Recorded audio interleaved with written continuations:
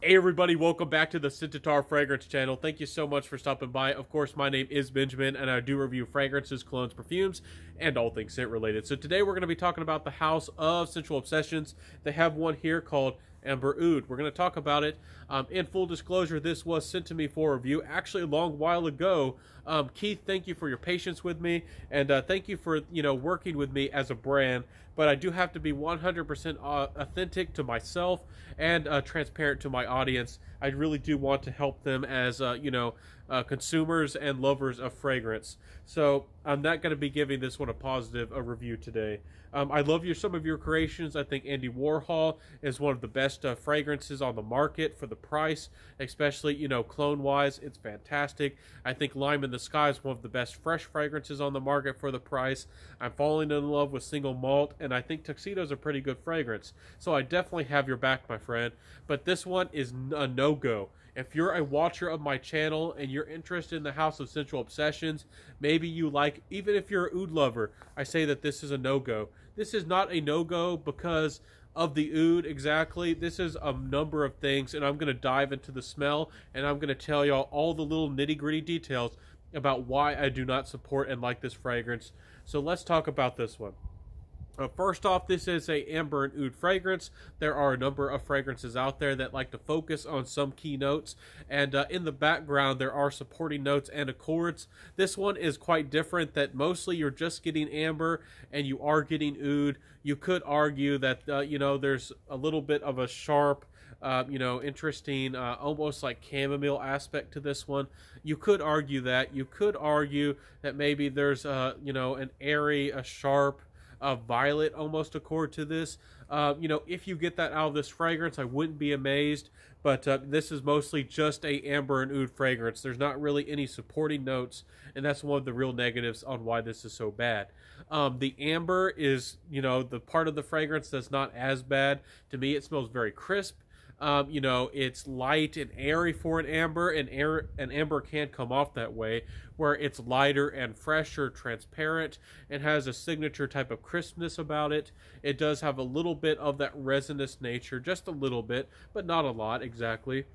It's not exactly a likable amber. It doesn't have the little nuances that become like leathery and a little bit sugary and maybe a little bit nutty. It doesn't have any of those ambery aspects. It doesn't really have that unique sweetness of amber or that unique texture of amber. It really doesn't have any of that going on.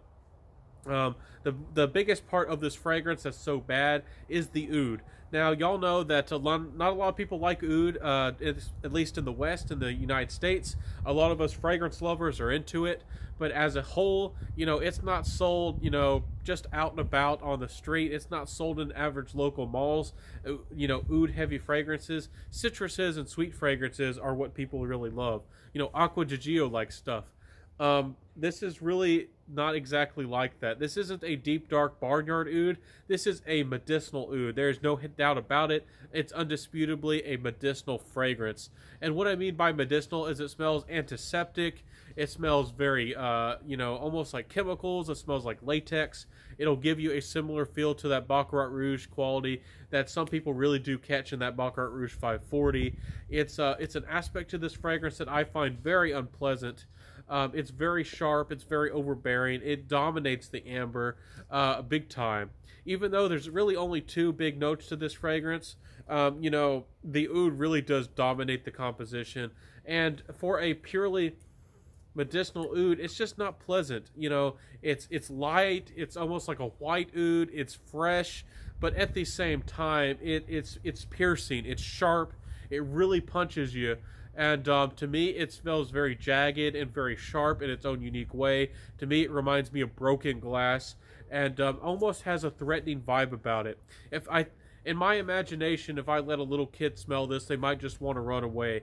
Even though this is not animalic at all, this is not deep or dark or funky, it's still, the medicinal oud is still quite strange, I think, to most Western noses.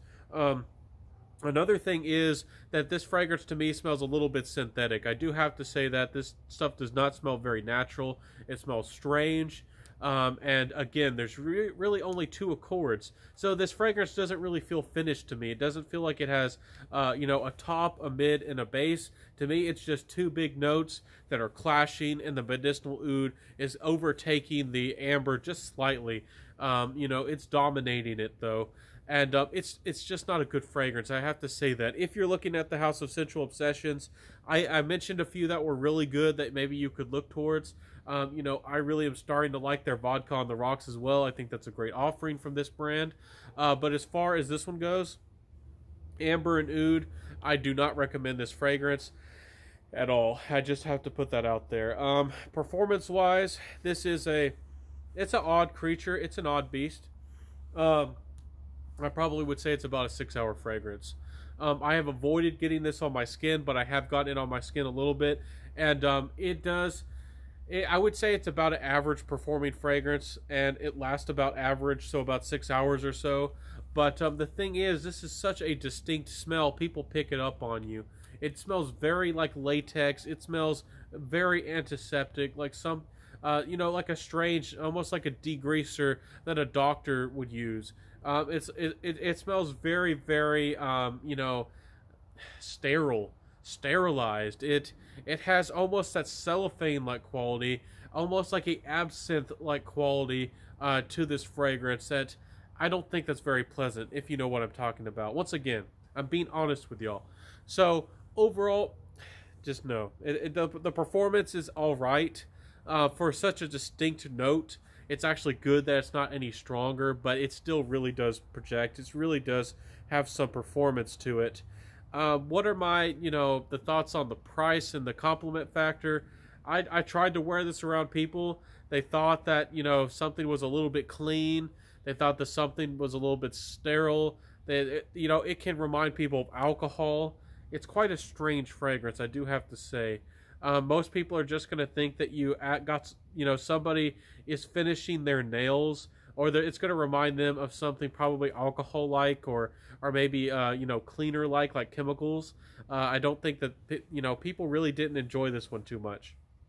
Overall, the price isn't bad on these. Y'all know that y'all can get a full-size bottle of Scentual Obsessions for about $45 or so. The prices are quite reasonable, and the quality, and they just improved their bottles. So, Scentual Obsessions, you're doing a pretty good thing over there. I just have to be 100% honest with my audience. I do not recommend this fragrance. If you're interested in this stuff, you might, I guess you could give it a try if you want to, but I wouldn't recommend it. This is my opinion, though. Anyways, not recommended. Not a good fragrance in my book. Not well crafted. There's not a lot of complexity to this fragrance. There's not... again, there's not really a opening and a mid and a dry down. There's just 2 notes that seem to be conflicting. Medicinal oud is I'm sure it's really hard to pull off in a fragrance, And I think you did tell me, Keith, that this is more of an experiment. You didn't have a lot of experience with oud, or didn't know, maybe you didn't like oud, or maybe you haven't smelled a lot of oud fragrances before. But if you want to work with me, maybe I could help you create one, a better oud fragrance. But as far as oud goes, this is a no-go, my friends. If you're a subscriber on my channel, you could try it for yourself. I always recommend that you get your own opinion and you try things yourself. But this is just no. It's just, anyways. This has to be one of my most disliked fragrances that I've tried in a while. I just have to put it that way. This is definitely a disliked fragrance for me. Anyways, I'm not going to rant any more about this one. This is my review of, none other than Amber and Oud from the House of Sensual Obsessions. I hope that I didn't hurt your feelings, Keith. I love you. I love the work that you're doing, and I love your, your brand. If you're if you watched to the end of this video, please consider liking, subscribing, hitting the notification bell, sharing the video, telling a friend about my channel. It would mean a lot to me. It would mean the world. So thank you so much for all of your love. Wear what you love, rock what you got. Even if you love this fragrance, hey man, if you love this stuff and like it, wear it, rock it. But I certainly am not going to be wearing this juice. So peace out, my friends. Rock what you got and wear what you love, and I'll see you next time. Peace out.